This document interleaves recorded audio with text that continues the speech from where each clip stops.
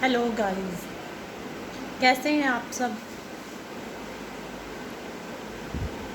भगवान की दुआ से आप सब अच्छे होंगे। गाइस,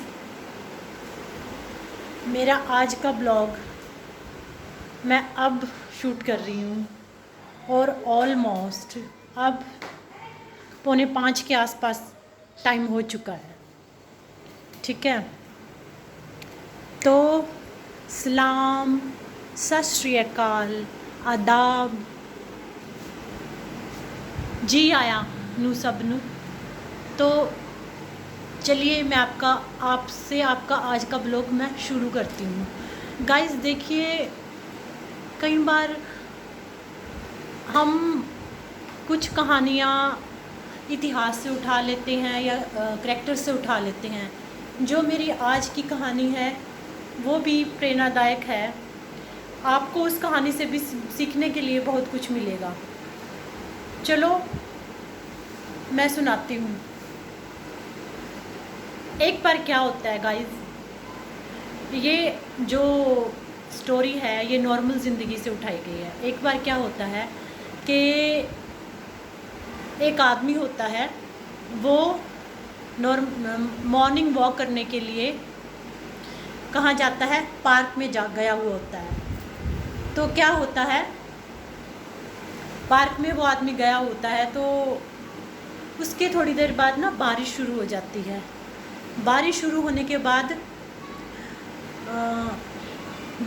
के बाद वो क्या करता है कि शेड की तरफ भागता है।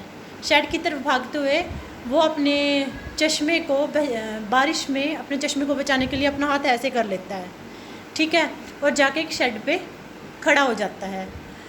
उसके आसपास भी जो लोग होते हैं वो भी बारिश से बचने के लिए शेड का सहारा लेते हैं। तो वो जो आदमी होता है वो शेड पर खड़ा हुआ आसपास के लोगों की एक्टिविटी नोट कर रहा होता है और उनकी बातचीत भी सुन रहा होता है। तो उसके आमने सामने लोग क्या क्या बात कर रहे हैं वो देखिए ज़रा। उसके सामने एक आंटी और अंकल होते हैं। वो क्या कह रहे होते हैं, आंटी जो अंकल होते हैं वो अपनी वाइफ से बोल रहे होते हैं, मैंने तुम्हें बोला था ना कि छाता ले आते हैं बारिश हो जाएगी, पर तुमने मेरी बात नहीं सुनी। उसके सामने ही एक 20 साल का एक लड़का होता है जो बारिश से भीग गया होता है। वो अपनी क्या है, जेब से 20 रुपये का नोट लेके बारिश में सुखा रहा होता है। वो कहता अरे सारे मेरे पैसे गीले हो गए।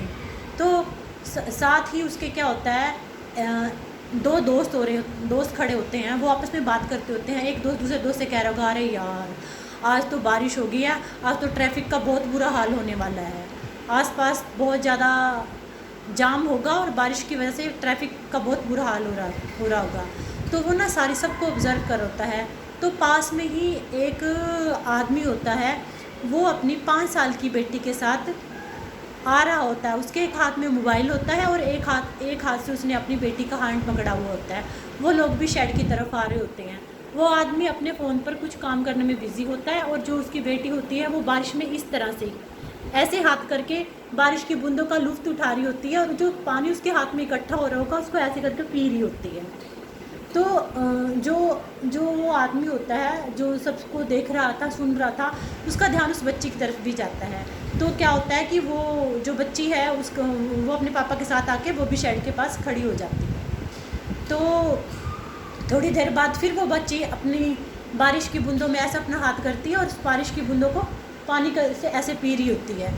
तो उसके माइंड में पता नहीं क्या आता है, वो अपने पापा से पूछती है पापा ये बारिश रोज़ क्यों नहीं होती।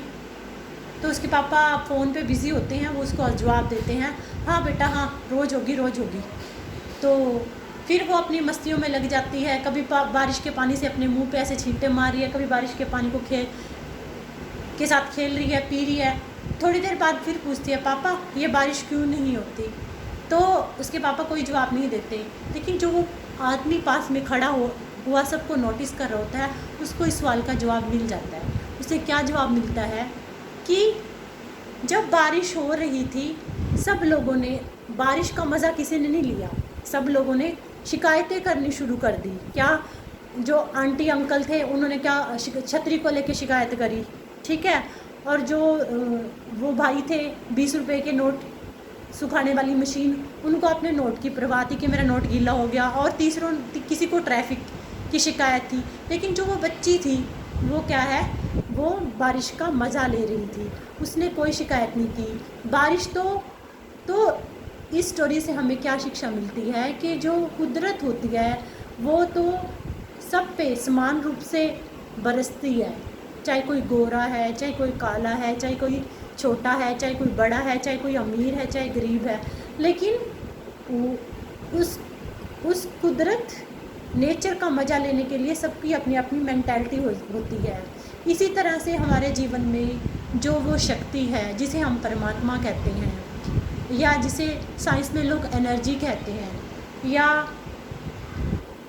जो कोई उसको अल्लाह कहता है, कोई उसको ईश्वर कहता है, कोई उसको वाहिगुरु कहता है, वो जो एनर्जी है वो भी लगातार बारिश की तरह हम सब पर बरस रही है। लेकिन उसको फील करने का, उसको प्राप्त करने का हमारा अपना अपना तरीका है, ठीक है। अगर वो एनर्जी जो सारे संसार को चला रही है, वो बारिश जो उसकी तरफ से हमारे ऊपर जो कृपा बरस रही है, अगर हम ऐसे हाथ करके औरों की तरह बरसाएं, उसको रिसीव करेंगे तो कुछ नहीं होगा। लेकिन अगर हम उस लड़की की तरह ऐसे उसको करके रिसीव करें तो हमें इसी मोमेंट में उस एनर्जी की उपस्थिति हमारे आसपास फील हो सकती है, क्योंकि वो एनर्जी की फीलिंग सबसे बड़ी हमारी सांसें हैं। जैसे हमारी सांसें चल रही है ना, तो ये भी उस एनर्जी की ही फीलिंग है। तो इस संसार में हर एक बंदे को अपना अपना नज़रिया है उस परमात्मा से, उस ईश्वर की उपस्थिति को फील करने का। जो वो आदमी सबकी शिकायतें सुन रहा था, उसने ऐसे हाथ करके उस लड़की की तरह उस ईश्वर की एनर्जी को अगर हम इसी मोमेंट में फील करें तो वो एनर्जी हमारे अंदर जाकर बहुत बड़े बड़े काम कर सकती है। काम वो एनर्जी करती है, लेकिन नाम क्या है, इंसानों के हो जाते हैं। तो गाइड्स, इससे हमें ये क्या शिक्षा मिलती है कि जो परमात्मा है वो सब पे एक समान रूप से बारिश की तरह कृपाएं लुटा रहा है, बरस रहा है। ये हमारा अपना अपना नज़रिया है कि हम उसको शिकायतें करें या उसने जो हमें हिमायतें सौंपी हैं उसके लिए उसका शुक्रिया करें। ठीक है, आपको यह स्टोरी समझ आई होगी। चलते चलते मैं आपको स्वामी विवेकानंद के जीवन पर एक छोटी सी स्टोरी और सुनाती हूँ। स्वामी विवेकानंद एक बार क्या है, किसी जंगल से गुजर रहे होते हैं। तो वहाँ पर क्या होता है, वहाँ पर बहुत सारे बंदरों का जो झुंड होता है उनके ऊपर उनके पीछे लग जाता है। वो ना देख के डर जाते हैं कि हाँ इतने सारे बंदर हैं, कभी काट ना ले।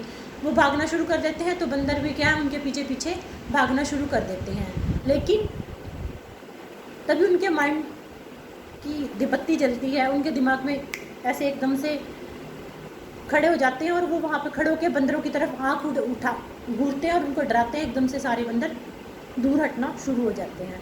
तो इस छोटी सी स्टोरी से हमें क्या शिक्षा मिलती है गाइस? इस छोटी सी स्टोरी से हमें ये शिक्षा मिलती है कि जो हमारी सोच है वो नेगेटिव भी हो सकती है और पॉजिटिव भी हो सकती है। वो हमारे ऊपर डिपेंड करता है कि हमें किस तरह से सोचना है। ठीक है, कई बार हम लोग अपनी ज़िंदगी में इतने नेगेटिव थिंकिंग ले आते हैं, इतना नेगेटिव सोचते हैं कि जो नेगेटिव सोच है वो हमारे जीवन के हर पक्ष पर हैवी पूरी तरह से दबोच के खड़ी हो जाती है। लेकिन अगर हम अपने दिमाग की बत्ती जला के उस नेगेटिव थॉट्स के विचारों को अपने मस्तिष्क से बाहर निकाल दें तो लाइफ एकदम से स्मूथ और हल्की हो जाती है। तो आपको ये दोनों स्टोरीज़ कैसी लगी गाइस? तो मिलते हैं मेरे नेक्स्ट ब्लॉग में एक नए मोटिवेशनल स्पीच और स्टोरी के साथ। Have a nice day, bye bye, Sat Sri अकाल, आदाब, प्रणाम।